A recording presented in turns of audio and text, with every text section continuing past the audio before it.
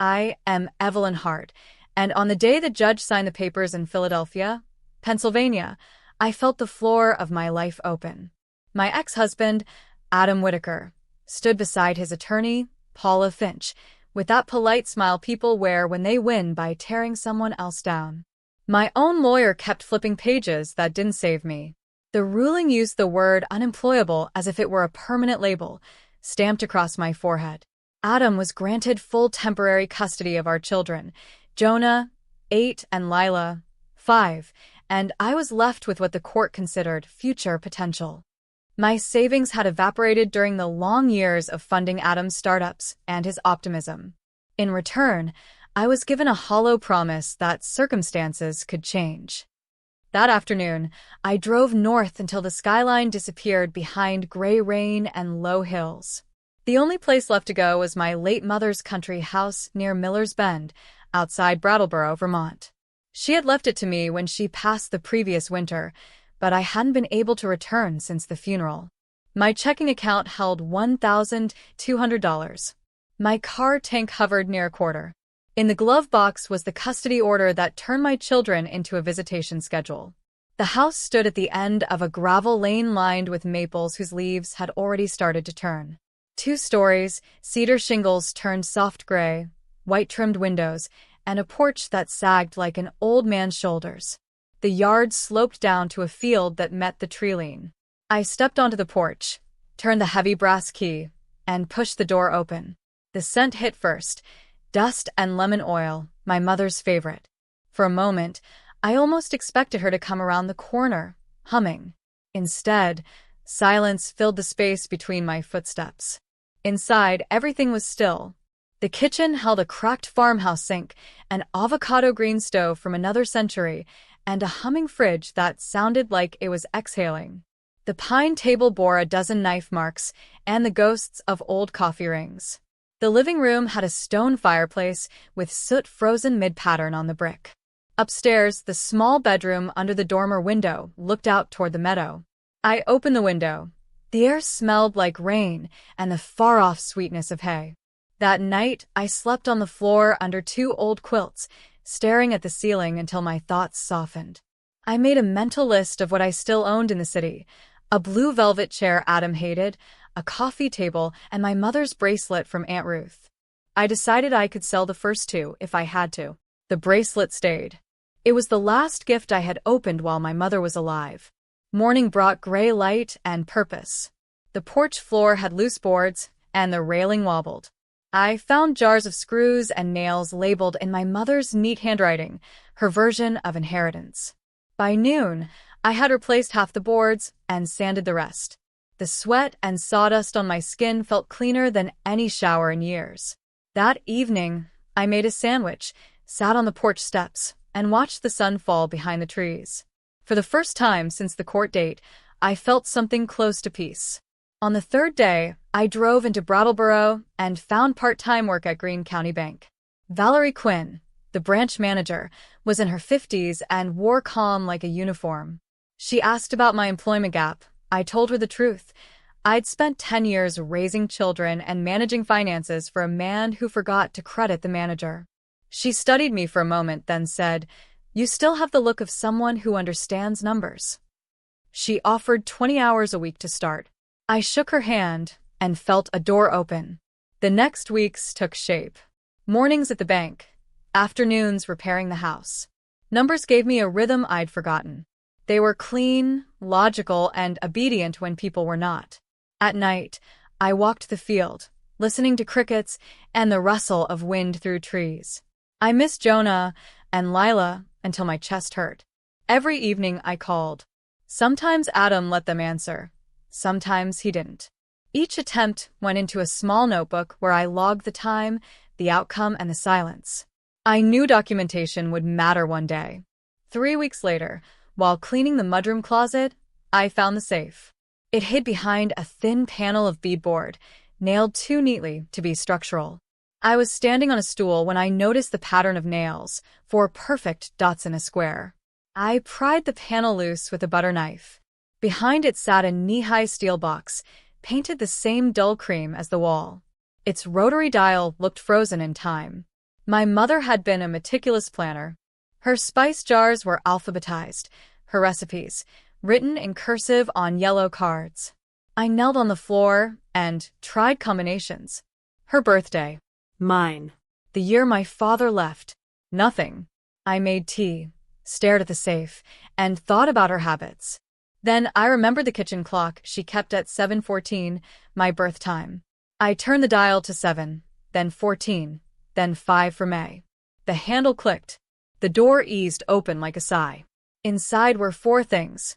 Folders tied with green ribbon, a small velvet pouch, a sealed envelope with my name, and several property deeds. The top deed read Lakeview Storage, Unit 318, fully paid. Another covered a strip of woodland bordering the house.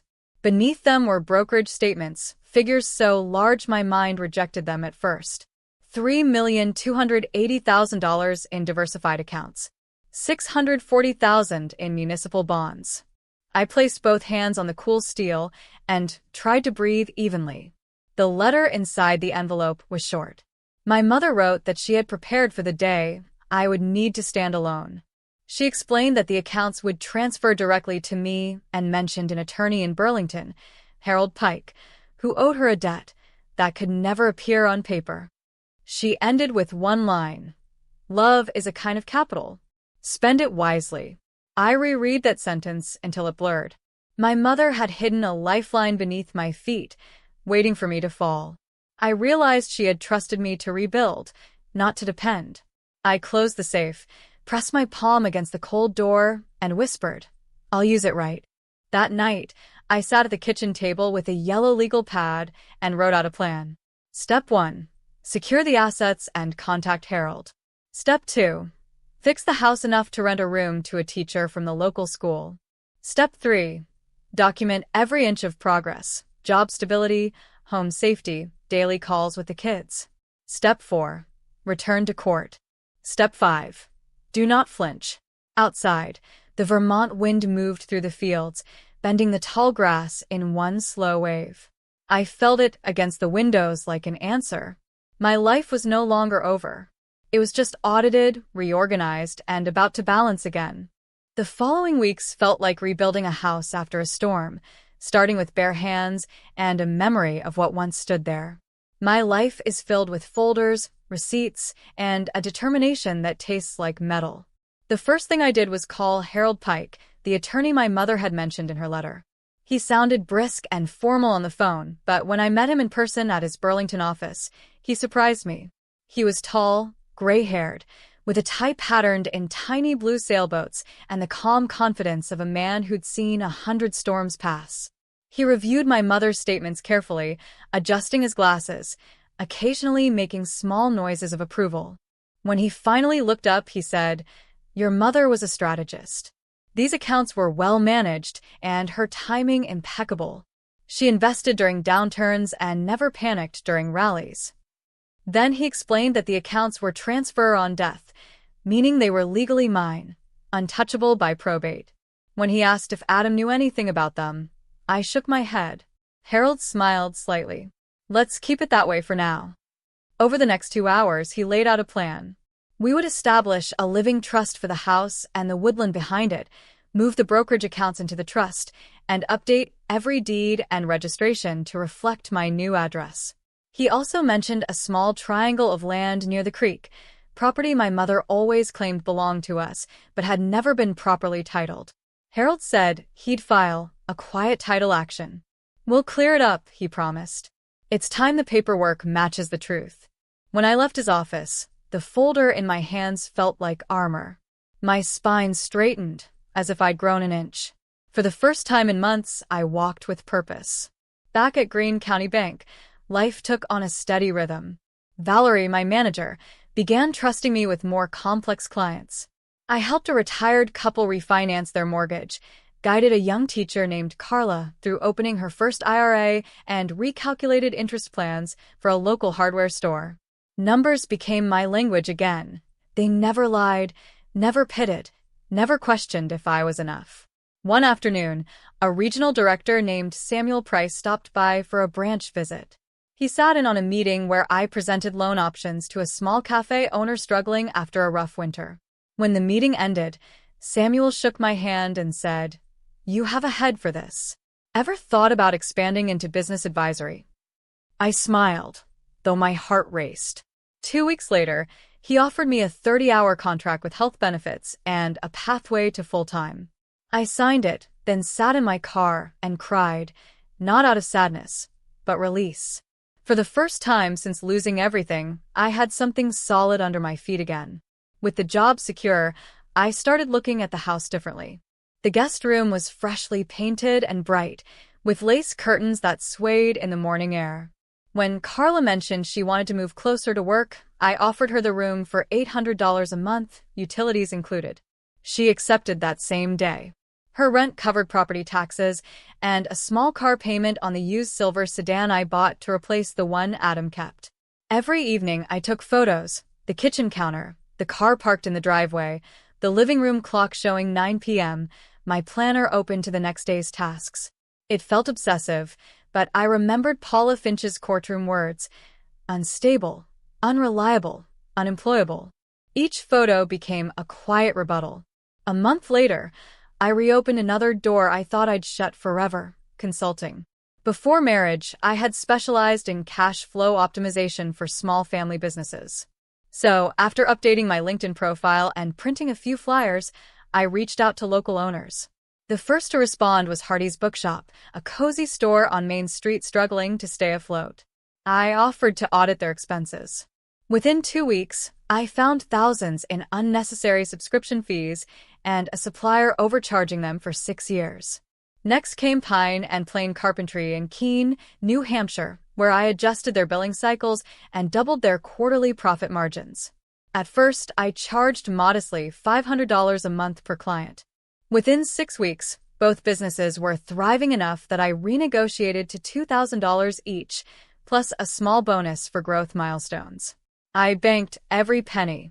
The satisfaction wasn't in the money itself, but in the quiet knowledge that I was building something mine again. By late March, the court scheduled my first custody review hearing. I spent 2 sleepless nights assembling a binder thick enough to stop a bullet. Inside, I organized everything: employment verification, bank statements, photos of a home, proof of rent income, and detailed call logs showing every attempt I made to speak to Jonah and Lila. My new attorney, Claire Mendez, was younger than Harold but sharp, the kind who didn't flinch in front of opposing counsel. Before we entered the Philadelphia courthouse, she flipped through my binder, smiled slightly, and said, "You're not a client, Evelyn. You're a case study in resilience." Adam was already there, sitting beside Paula Finch. He wore the same navy suit he'd once worn to our anniversary dinner. For a fleeting second, I remembered the man I'd married, brilliant, ambitious, and kind when the world went his way. Then he looked up and all I saw was distance. Paula started with her polished speech about stability and consistency in the children's lives. Claire countered by presenting my exhibits calmly and precisely. She emphasized that I had maintained stable employment for 4 months, consistent housing, verified income, and daily contact attempts. "This is not instability," she said, her voice even. "It's proof of life." When the judge finally looked at me, her tone softened. "What do you want, Ms. Hart?" I took a breath. "To be a mother again," I said. "Not a visitor. I have a home, a job, and a plan. I just want the chance to prove I can give my children a safe, stable life." The judge studied me for a long moment. Then she ruled: alternating weekends, every Wednesday overnight, and a 2-week summer block. It wasn't full custody, but it was a start, a foothold on the mountain I intended to climb. Outside the courtroom, Adam followed me into the hall. "You've turned into a spreadsheet," he said bitterly. I met his eyes. "Spreadsheets pay bills and don't lie." He didn't respond. He just turned and walked away. On the drive north, I stopped at a rest area near Allentown and bought a small carton of chocolate milk. I stood under a maple tree and watched a boy toss a ball to his father. The man missed and they both laughed. I didn't cry. Instead, I pulled out my phone, dialed my mother's old number, and let it ring once before hanging up. "Thank you," I whispered to the wind, gripping the steering wheel. Then I drove home, north toward the house at Miller's Bend, where my real life was finally beginning again. By spring, the house gleamed like a reward earned slowly. I had painted the shutters a crisp white, polished the front door until it shone, and hung a porch swing I'd found at a yard sale for $150. Carla and I planted tomatoes and basil near the back steps, and every evening we watched the green shoots rise as if cheering for us. Life was finally shaping into something steady. Jonah and Lila came on Wednesdays and every other weekend. We built blanket forts in the living room, made pizza with too much cheese, and laughed until my ribs hurt. On Mother's Day, they picked dandelions from the yard and tucked them behind my ears like tiny suns. For the first time in years, I felt like I was being seen again. My consulting work grew faster than I could have imagined. Hardy's bookshop had turned its losses into profits after switching to a fairer credit processor, and they'd even hosted a full author event using the savings. Pine and Plain Carpentry discovered that sending Friday invoices made subcontractors work faster before the weekends. Word spread quietly through the small towns. Soon, a brewery in Rutland reached out for help optimizing its barrel aging process, and a florist in Bennington asked me to forecast her wedding season supplies. I kept my job at Greene County Bank during the day and ran my consulting business, Miller's Bend Advisory, in the early mornings and evenings. The ledger on my laptop, once a sad sheet of red and black lines, now pulsed with growth.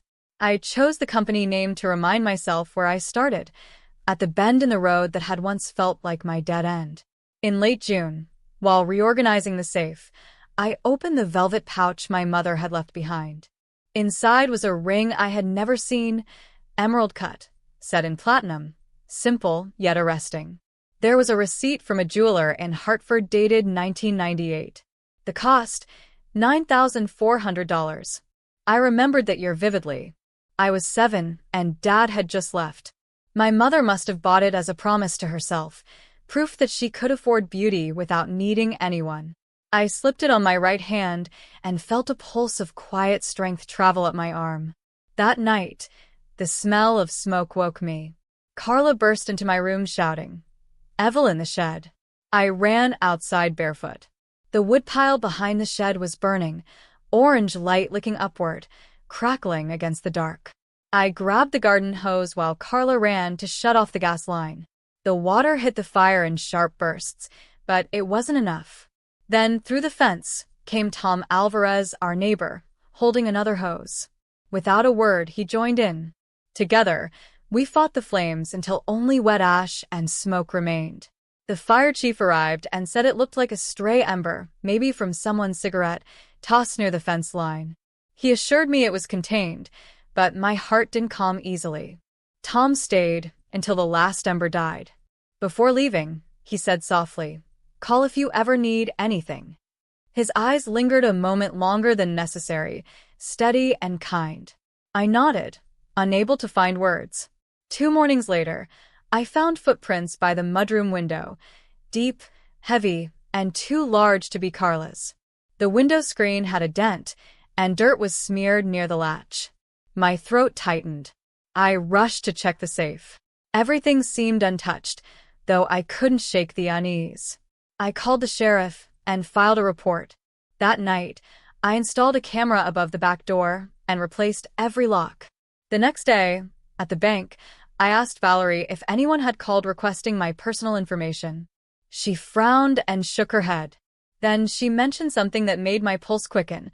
A man had been loitering near the parking lot earlier that week, watching the building but never entering. She assumed he was waiting for someone, but she promised to pull security footage. I drove home that night, replaying every word. My mind jumped to Adam, but I quickly dismissed the thought. He wouldn't risk a trespassing charge while the custody case was ongoing. He liked control but not chaos, especially if it threatened his image. That left 2 options: a random drifter or someone who knew what my mother had left behind. Harold had once told me that quiet wealth makes noise the moment you touch it. Maybe someone had heard that I'd moved assets or transferred deeds. I called him again that night. Harold listened carefully, then said, "We'll tighten your paper trail. No mail delivered to the house, Only the P.O. box I'll set up for you. Hire a shredding service for anything financial. And never, under any circumstance, keep documents in your car. His tone was steady but firm. We'll assume this was a test. Don't give them an opening. By the end of June, I decided to file for a custody modification. Claire, my attorney, said the docket was full, but she managed to secure an August hearing. I wanted to show that my progress wasn't temporary, that it was sustainable, built with intention. I also hired a guardian ad litem, at my own expense, to evaluate both homes. I wanted documented proof of cleanliness, structure, and emotional safety for the kids. Adam had been working overtime at his new company, leaving Jonah and Lila with Tara's sister most nights. Claire filed a subpoena for his work records. She smiled when I mentioned it. Details, she said, when the big stories cancel each other out. When August came, I wore a navy dress that fit like a glove. Claire began by outlining the timeline of my last 7 months: verified income, consistent employment, rental income from a tenant, a stable home environment, and a glowing report from the guardian ad litem. Then she handed the judge photos of the kids at my kitchen table, Jonah grinning with spaghetti sauce on his chin, Lila holding strawberries in a white bowl. Adam's lawyer tried to twist the narrative, calling my newfound stability a windfall. Claire countered with a single word: plan. Her success isn't luck, she said calmly. It's the result of structure, foresight, and discipline, the very traits required of a full-time parent. The judge adjusted custody to shared physical, week on, week off schedule during the school year. Alternating holidays. Equal summertime. As the ruling was read, relief washed over me so completely that I had to grip the table to stay upright. When we left the courtroom, Adam turned to me, jaw tight. You'll regret dragging everyone through this, he muttered. I met his gaze. Our kids will remember who packed their lunches, I said quietly. On the drive home, I rolled down the windows and let the wind rush through the car. Vermont's hills stretched ahead, green and open, like a map of possibility. I was finally breathing freely again. But when I pulled into the driveway, something felt wrong. The front door was ajar. The lock wasn't broken, just turned. My stomach dropped as I stepped inside. The living room was untouched. The kitchen is neat. But when I reached the mudroom, I froze. The wooden panel hiding the safe was gone. The safe door was closed. The dial had been spun back to 0. And that was when I knew someone had been here again. The deputy's flashlight traced the outline of the safe as I stood in the doorway, heart pounding hard enough to hurt. Fingerprints. Photos. Questions. I answered them all, though the words came out hollow. Nothing was stolen. Not the jewelry, not the deeds, not my mother's letter. Only the brokerage statements were missing. Whoever had come knew exactly what they wanted. This wasn't a burglary. It was a message. The sheriff, a heavy-set man with kind eyes, said he'd patrol the area for a few nights and check with neighbors for any unfamiliar vehicles. Might have been kids, but it doesn't feel like that, he said quietly. Look, everything uptight. That night, I sat at the kitchen table with the lights off, watching the reflection of the safe in the glass door. Carla slept upstairs, unaware. My tea had gone cold. I kept hearing my mother's voice in my head. Love is a kind of capital. I wondered what she'd say about fear. The next morning, my phone buzzed with an email from Paula Finch, Adam's lawyer. The subject line read, "Material change in circumstances." My stomach sank as I read the message. She accused me of concealing assets during the divorce, implying that the funds found in the recently discovered accounts were marital property. She demanded a full asset freeze and a financial review of my trust holdings. I forwarded the email to Harold immediately. He called within the hour. She's bluffing, he said, his tone sharp but steady. Your mother's accounts were transfer on death. They were never marital property, and we can prove every cent came from her. But how would they know? I whispered. Those statements were inside the safe. There was a pause. That's what worries me, he said. Someone's feeding them information. This wasn't random. By noon, Harold had filed a motion opposing the asset freeze. He also requested sanctions for unauthorized entry and harassment. He was calm, but I could hear the flint in his voice, the kind that meant he was ready for a fight. He also advised hiring private security. I told him I couldn't afford it.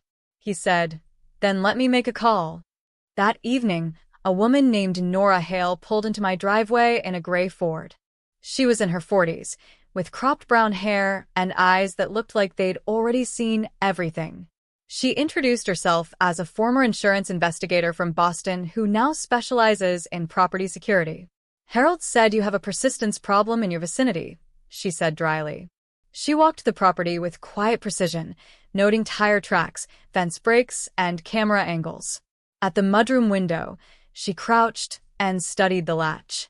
"Your intruder wore gloves, but they weren't careful," she murmured. She pointed to a faint thread caught on a nail. "Dark fabric, torn. That's a clue. I'll run it through my database. Don't ask how." By sunset, she'd adjusted my security cameras and replaced the locks with reinforced ones. "You'll sleep tonight," she said, handing me a small flash drive. "Every feedback up here. Don't lose it." 2 days later, Harold called with mixed news. The judge had denied Paula's emergency motion to freeze assets, but agreed to a hearing in September to review potential property concealment. Harold wasn't worried, but he advised vigilance. "This isn't about winning," he said. "It's about scaring you into a mistake." Meanwhile, Nora called with her findings. The thread matched a jacket worn by a man named Dean Riker, a former process server turned freelance collector. He'd been linked to quiet intimidation jobs for property developers across New England. "The kind of guy who finds pressure points," she said. "Someone paid him to test you." "Test me for what?" I asked. "To see if you'd break or sell." I called Harold again. He went silent for a moment, then sighed. "There's been buzz about a development project, a new rail line expansion near Brattleboro. The land your mother owned, that woodland strip, borders the projected access route. Developers would pay dearly for an easement through it." I leaned against the counter. "So someone sends a man to scare me, then accuses me of hiding money?" "That's how leverage works," Harold said. "But we'll turn their game on them." That night, I couldn't sleep. I sat by the safe with my ledger open, rereading every note I'd made since the divorce, every date, every call, every deposit. Fear had a taste now, metallic, sharp, but so did resolve. I thought of Jonah and Lila asleep in their beds during my week, their laughter echoing down the hall. I'd already lost too much to men who thought intimidation was a strategy. Not again. Over the next week, I worked with Harold and Nora to flip the situation. Nora found proof linking Riker to a firm in northern New Jersey called Orion Properties, one of the companies lobbying for the rail project. Harold drafted a cease and desist letter accusing Orion of trespass, data theft, and harassment, copying the county sheriff and the developer's legal counsel. Then he took it further. He proposed a counteroffer. We would help the county by funding an alternate route. Tom Alvarez, my neighbor, happened to be a civil engineer. He came over one evening with maps spread across my kitchen table. Together, we sketched an alternate access road that bypassed my land entirely but solved a flooding problem the county had battled for years. If I contributed $50,000 from the trust toward a new culvert, the county would gain a public improvement, and my land would be protected forever. Harold loved the idea. "You're not just defending," he said. "You're setting the price of entry." A week later, the county approved the plan. Orion's attorney sent a formal apology letter denying involvement with Riker. 2 days after that, Riker was arrested in New Jersey on unrelated fraud charges. The threat dissolved like smoke in the rain. When September arrived, we returned to court for Paula's hidden asset claim. Claire handled this hearing, armed with custodian letters proving every dollar came from my mother's accounts long before my marriage. She displayed a chart showing zero commingling, zero transfers from joint funds. Paula's argument withered under the weight of precision. The judge ruled that no reopening of the marital property division was warranted. She also issued a protective order prohibiting either party from sending anyone to the other's residence without written consent for legal service. Outside, the air was warm and clean. Claire smiled, tucking her folder under her arm. "You're free," she said. Completely. Driving home, I rolled the windows down, letting the wind carry away months of fear. When I reached the house, I saw Tom on the porch with 2 mugs of cocoa. County approved the culvert plan, he said. Your mother's trees will stand. I smiled. For the first time, the house at Miller's Bend felt alive again, not just a refuge, but a fortress. Inside the safe, I kept my mother's ring, her letter, and one small piece of paper taped to the door. It read, I am the mother who keeps promises. I am the woman who rebuilt from dust. I am the daughter of the woman who planned for sunlight. And if the world ever came for me again, I knew exactly how I'd meet it. Ledger open, head high, and unafraid.